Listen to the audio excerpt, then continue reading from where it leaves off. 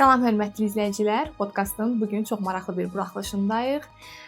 Bugün ədəbiyyatda sadəcə kitablarda qalmayan, həm də ruhumuza toxunan mövzulardan danışacağıq və qonağımız hər kəsin sevimli müəllimi, ədəbiyyatın ruhunu duyan Elton müəllimdir. Elton müəllim, xoş gəlmisiniz. Xoş gördük, Hasan. Elton müəllim, gəlin birbaşa ən maraqlı suallardan birindən başlayaq ki, bir ədəbiyyat kimi maraqlıdır. Hansı bir kitab və ya hansı bir obraz sizin həyatınızda yadda qalan olubmu yəni? Günəş xanım, dəvətiniz üçün ilk olaraq təşəkkür edirəm. Məncə bugün çox maraqlı bir söhbət olacaqdır. Mənim üçün ədəbiyyat adi bir fən deyil. Düşünməyi, anlamağı, anlatmağı, başqasının həyatını anlamağı öyrədən bir həyat məktəbidir. Sizin sualınız da çox maraqlıdır.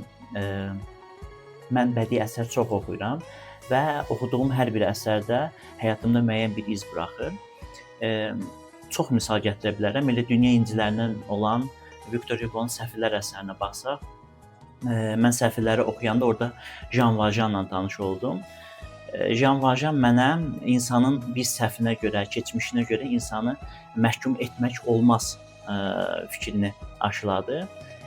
Həmçinin orada mərhəmət, ədalət, hiss etmə qabiliyyətini insanın tamamilə yenidən formalaşdırdığını gördük.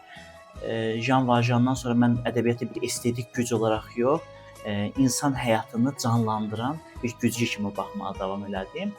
Eynilə yenə də dünya ədəbiyyatından Dostoyevskinin Cinayət və Cəzasına baxdıqda, o əsəri oxuyanda mən bir suala cavab tapdım. İnsan nə zaman özünü tanır yerinə qoyur? Bu sualın cavabını orada biz tapmış oluruq.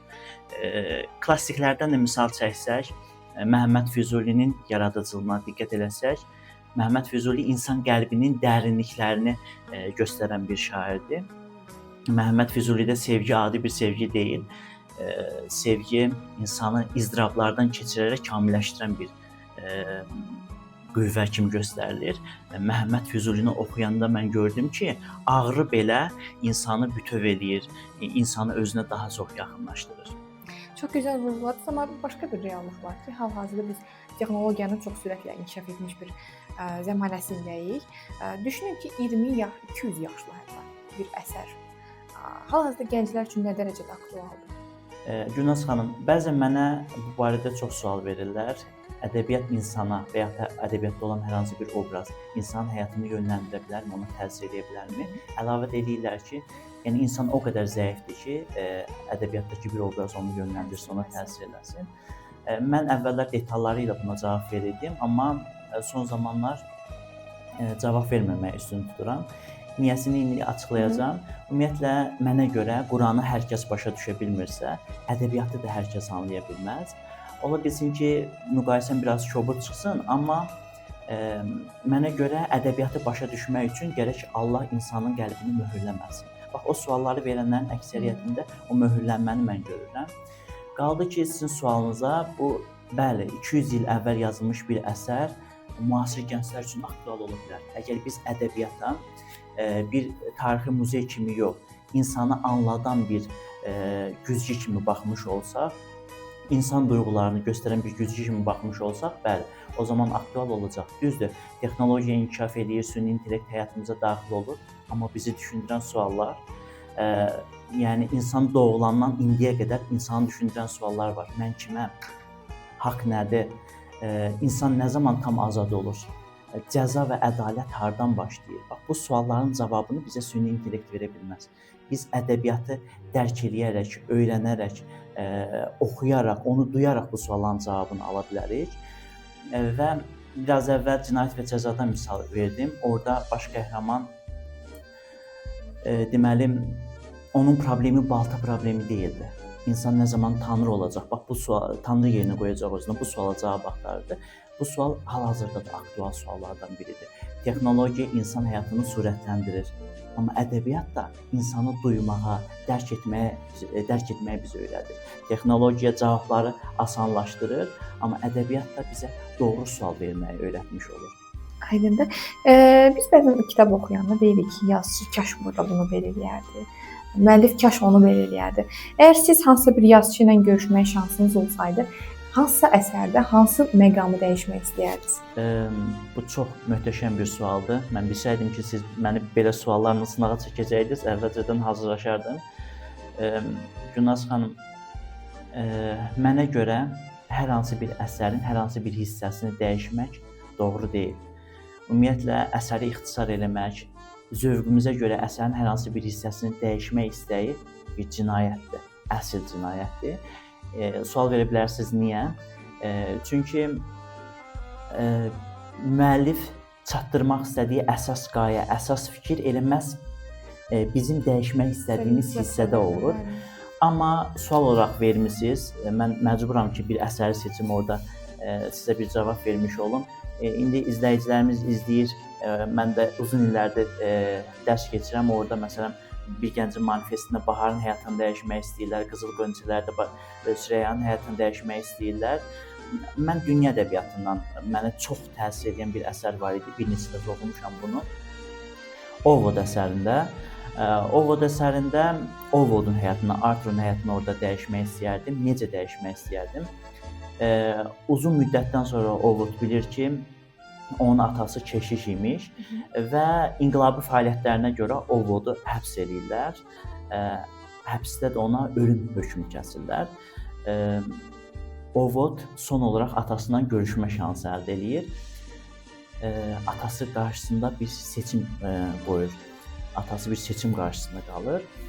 Deyir, ya kilsədən imtina etməlisən, mənimlə bir yerdə qaçmalısan, ya da ki, mənim ölüm sənədimə imza çəkməlisən. Təsəvvür edirsiniz, ata oğlun ölüm sənədinə imza çəkir. Belə danışanda adamın tükləri bizlənir. Ata dilema qarşısına qaldı, çox böyük dilema qarşısına qaldı, ürəyini parçalayacaq bir seçim qarşısına qaldı. Sonradan bu seçim onun ürəyin partlamasına, hətta partlayıb ölməsinə səbəb olur. Amma Tanrıya olan bağlılığı, kilsəyə olan bağlılığı oğlunun ölüm sənədinə imza çəkməyə məcbur edir onu. Baş qəhrəmanlar idi. Bəli, baş qəhrəman idi Ovod və Ovodu asırlar, öldürürlər daha doğrusu, atırlar, öldürürlər onu. Ovod onsuz da çox əziyyət çəkmişdi. Mən olsaydım orada keşişlə onu qaçmağa sövq edərdim, nəinki ölümdən. Amma yenə dediyim kimi, əgər belə olmasaydı, bəlkə Ovod indiyə kimi bu qədər oxunmazdı. Hər halda. Mən bu qədər dərin fəlsəfi söhbət edirik və sizin ədəbiyyatda o melodik ruhunuz var. Biz hər birimiz bilirik ki, Elton müəllimin ədəbiyyatda melodik ruhu var və izləyicilərimiz üçün sizə yaxın olan hansı bir şeir, hansı bir bənd bizim üçün bir deyərdiniz? Gülnaz xanım, şeir insan ruhunun qidasıdır. Şeirsiz bizim bir günümüz yoxdur. Yəqin siz də şeiri çox sevirsiniz, şeiriyyatı çox sevirsiniz.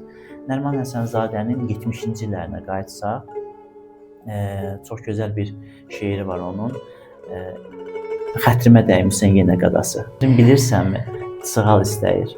Mənim ürəyimdə ilham ağırsa, ilhamsız könüldən macal istəyir. Qulaq as efirdən gələn bir səsə.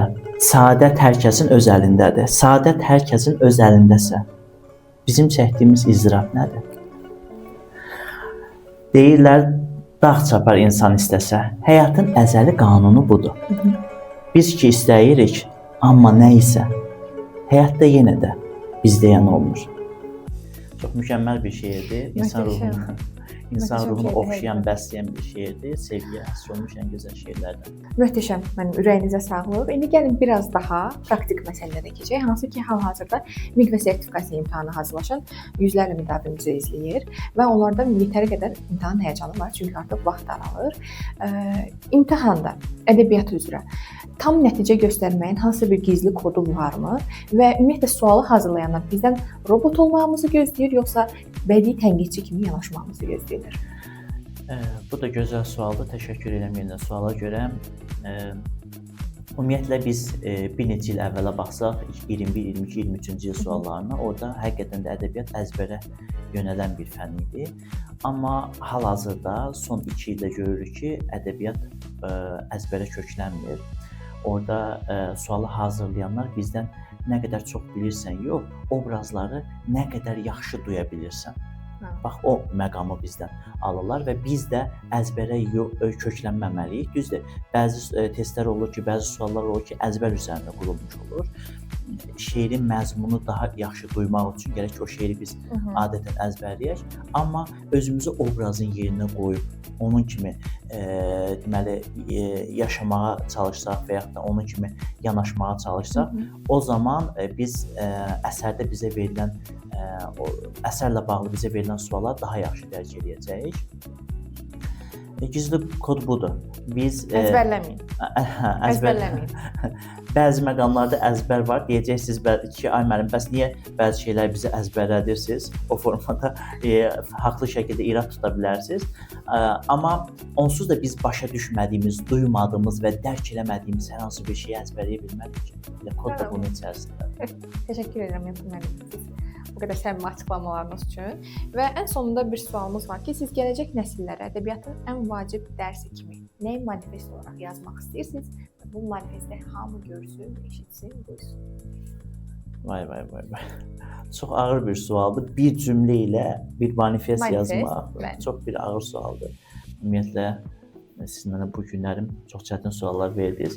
Bir cümlə ilə bir manifest, özdə gələcək nəsillərə bu çox ağırdır. Ədəbiyyatın ən vacib dərsi. Məncə onu necə qura bilərik? Hər bir roman tamamlanmamış bir insanın öz natamam belə deyək də düşüncələrini başqa bir ruhda axtarmaq səyahətidir. Bu cümləni qoyardım. Yəni açıqlamasını necə verərdik? Biz hamımız daxilən onsuz da natamamıq. Ədəbiyyat bizi bir-birimizə yaxınlaşdırır, bir-birimizə qovuşdurmuş olur. Mən düşünmürəm ki, hər hansı bir insan kitabı başlayanda və bitirəndə eyni ola bilər. Kitabı bitirən insan mütləq ki, kitabı başlayandakı vəziyyətində deyil. Əsər onu onsuz da maarifləndirib, ruhunu qidalandırıb. Müəllim, bu dəyərli söhbət üçün təşəkkür edirəm. Dəyərli izləyicilərimiz, hər zaman kitablarla qalın, özünüzü kəşf edin, gələn görüşlərədək. Sağ olun.